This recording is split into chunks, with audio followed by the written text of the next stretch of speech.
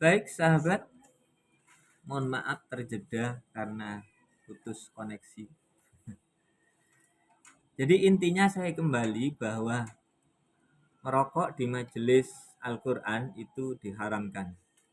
Kemudian secara pandangan umum, keharaman merokok ini tidak membahas di majelis Quran, tetapi pandangan para ulama secara umum, ini hukum merokok diharamkan karena banyak mendatangkan bahaya, terutama bagi kesehatan tubuh manusia yang digambarkan di situ ada bisa menimbulkan penyakit jantung, kemudian penyakit paru-paru, tenggorokan, kekebalan tubuh menurun, kerusakan pada gigi dan gusi dan lain sebagainya. Saking bahayanya yang ditimbulkan rokok itu sehingga ulama mayoritas mengharamkan hukum daripada merokok. Kemudian yang kedua adalah bahwa rokok itu makruh. Nah, kemakruhan rokok ini adalah karena bisa menimbulkan unsur secara garis besarnya ketidaknyamanan. Ketidaknyamanan bagi lingkungan atau orang-orang yang ada di sekitar si perokok. Jadi intinya ada efek menimbulkan gangguan. Nah, rokok sendiri itu bisa menimbulkan ketergantungan, yaitu kacaunya pikiran. Jadi ketika tidak merokok, pikiran dia itu kacau atau terganggu. Kemudian bisa menurunkan harga diri. Asapnya di samping tadi mengganggu orang lain, juga bisa menurunkan harga diri. Karena apa? Ketika sekeliling kita ini merasa terganggu dengan kegiatan asap daripada rokok kita, ini secara tidak langsung kita pun kurang diterima secara baik oleh kalangan sekitar kita yang tidak merokok.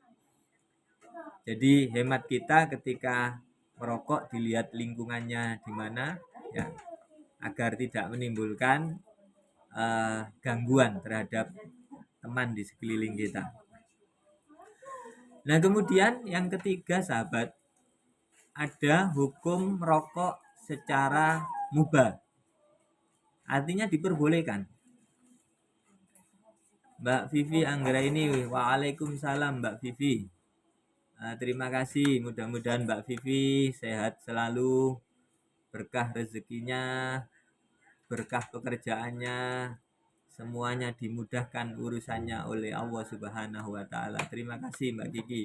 Selamat Mbak Vivi, selamat bergabung di channel Kopi Dakwah. Kemudian sahabat yang ketiga, ini ulama-ulama membolehkan tentang merokok. Jadi mubah, hukumnya mubah. Darul Ubudiyah hadir, Mas Farid ganteng hadir. Oke. Terima kasih semua, mudah-mudahan sehat selalu semua yang hadir di channel Kopi Dakwah, berkah rezekinya, dimudahkan pekerjaan dan urusannya, umurnya barokah.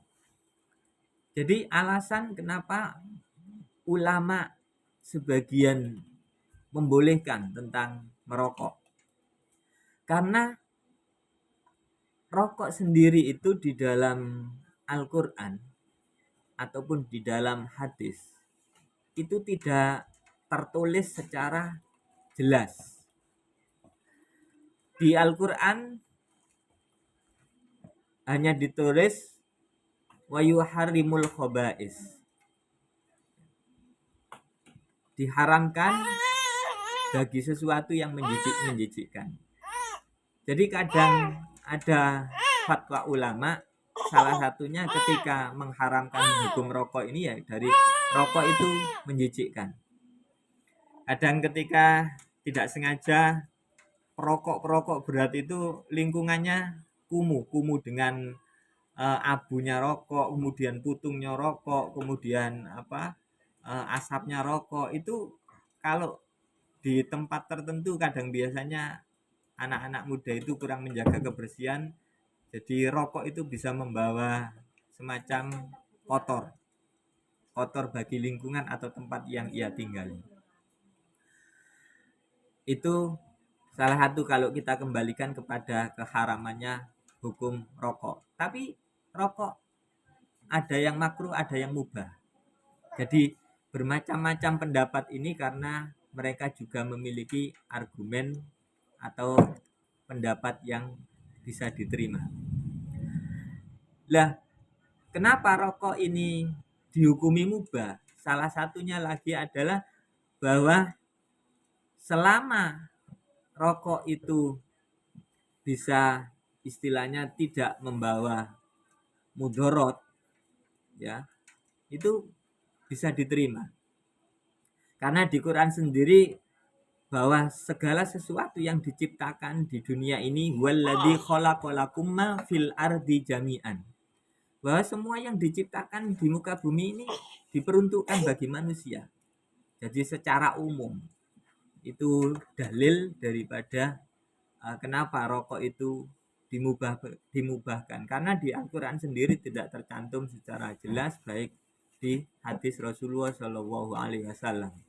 Jadi ketika tidak tercantum secara qot'i atau secara jelas, maka hukum itu biasanya banyak menimbulkan berbagai macam bias atau perbedaan pendapat di kalangan para ulama. Padahal kita sendiri sebenarnya tahu bahwa tidak ada di Indonesia itu di kotak tempatnya rokok itu pasti di situ tertulis bahaya merokok untuk kesehatan jantung, tenggorokan, paru-paru dan lain, itu sudah ditulis jelas. Tapi kenapa masih banyak rokok itu? Karena yaitu tadi hukum berbeda-beda. Mereka menganut yang mubah berarti tidak ada masalah ketika merokok. Tetapi menurut hemat kami, ketika merokok ya kita lihat lingkungan. Bagaimana rokok tidak menimbulkan gangguan bagi yang tidak ahli merokok atau tidak suka merokok.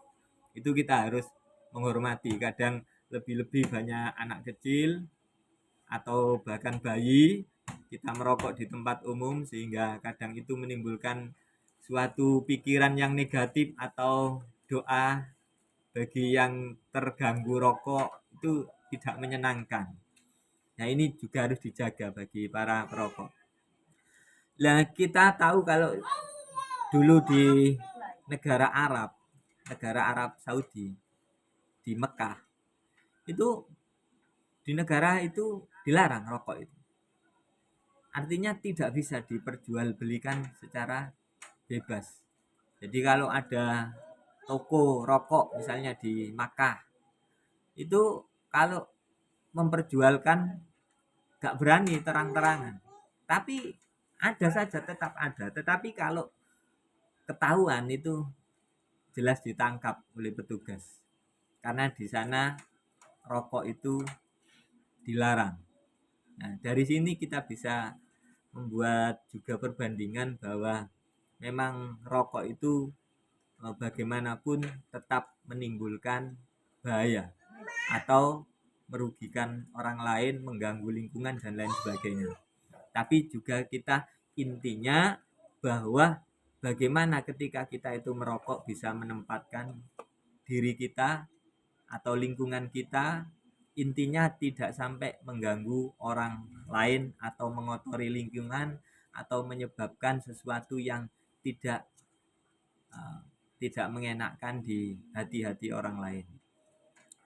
Itu sahabat, jadi berbagai macam hukum rokok, ada yang haram, ada yang makruh, ada yang mubah. Tetapi di salah satu keterangan itu dikatakan kalau merokoknya itu di tempat majelis Quran itu diharamkan, sahabat.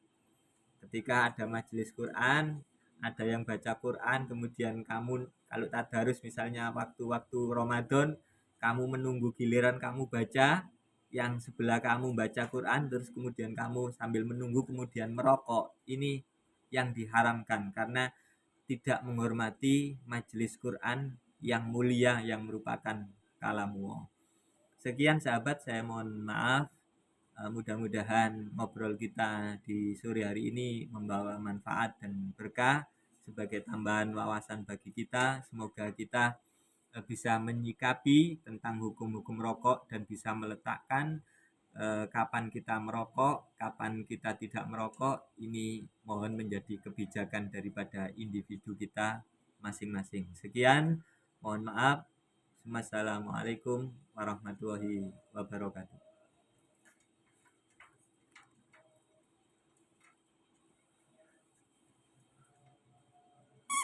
Kita lagi kemarin sih ngomong